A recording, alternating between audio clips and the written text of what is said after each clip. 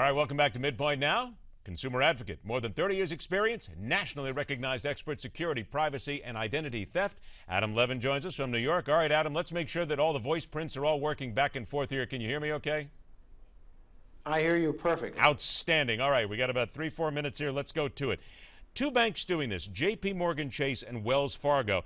Now, they've been doing this for a while, haven't they? And is this becoming then something that all banks are going to start doing in order to protect your identity? No, I think they've been doing it for a while, and I think this is something that all financial institutions will be doing. And I have no problem with the fact they're doing it as long as, for instance, you give advised consent.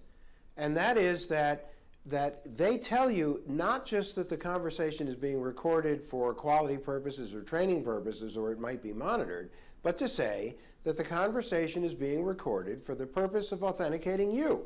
Because one thing, you'd say, okay, I'm giving them my voice, I'm consenting to allow this to happen, but I assume they're going to listen to it once and throw it away. And another time, your understanding is going to become part of a permanent database about you. And based on all of the breaches we've seen, I mean, JP Morgan had a breach where they got into 90 servers. 90. And, you know, regardless of what they did or didn't do while they were in there, if this database was part of it, this is a very, very important piece of your identity that would become very valuable in a theft. While it's a great idea in essence, and what you pointed out I think is a good point, the ACLU doesn't like this right now. And what you just said about already hackers are getting into a lot of the servers here, they cannot guarantee for certain that your voice will be absolutely and completely safe. So this would seem to me as something like the ACLU or some lawyer is going to get a hold of this, and this won't last very long. No, I think that the issue is going to be raised. There could be a political pushback from this because, you know, we're talking about consent. We're talking about, is it effective? Could there be false positives? As a result of a false positive, could you end up on a watch list?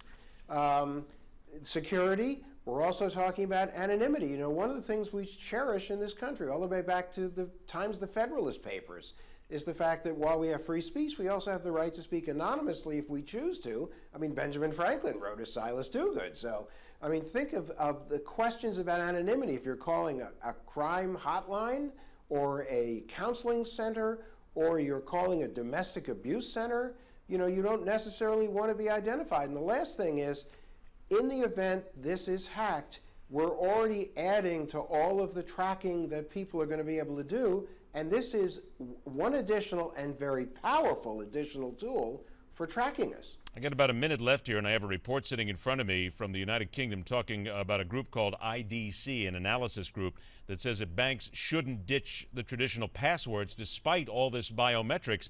That would seem to make sense, but then again, we're drawing a circle here. No matter whether you have a password in your hand or whether you have your voice in your hand, everything is hackable and everything's going to get out there sooner or later, right?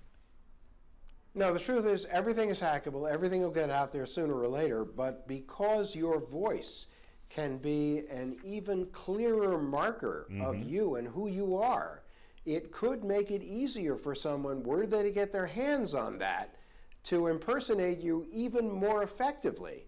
Drain your bank account, get medical treatment in your name, do all sorts of things.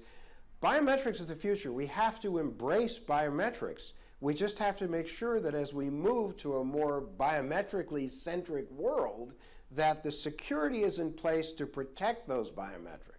I only got about 20 seconds left here. How accurate are these voice prints? They say they're pretty accurate, but again, there is no real indication of whether there are false negatives or false positives and how much they've experienced. That, again, will be a work in progress. Adam, I think what happened is here, the last segment is, the government was watching us here. They decided that they weren't going to try and get our voice, or else we tried to put something in the way so that they wouldn't have to put us on record to talk about all this. So, Adam Levin, always a pleasure, my friend. Thanks so much for standing by. We appreciate your patience. Talk to you again real soon. Thanks for the invite. All right, take care. Next hour on Midpoint, one man would like Americans to stop whining about Ebola, and another man wants to ensure Americans have not forgotten the dire straits their military veterans are in, despite all the numerous investigations. That and much more coming up right here, where we question everything on Midpoint.